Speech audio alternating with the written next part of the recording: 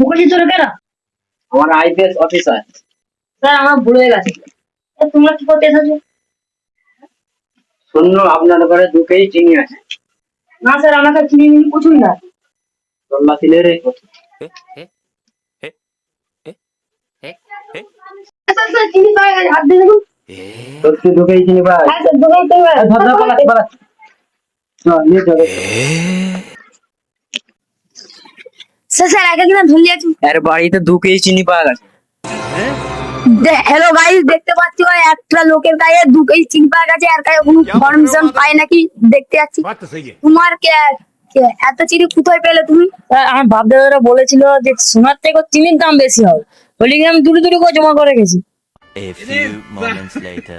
শুনুন শুনুন গ্রামবাসীরা, আজকাল তাজা খবর, একটা ব্যক্তির গায়ে 2 কেজি চিনি পাওয়া গেছে, তাই ওকে অ্যারেস্ট করা হয়েছে। সরকার বলেছে এত চিনি ওখানে এলো কি করে। দেখতে পাচ্ছ চিনির জনকে অ্যারেস্ট করা হয়েছে, তাই চিনি রাখবেন না ঘরে। আর পণ্যটা জিজ্ঞাসা করলু, আর বাপদারা বলে দুটি দুটি করে চিনি রেখে বলে ওকে অ্যারেস্ট করা হয়েছে।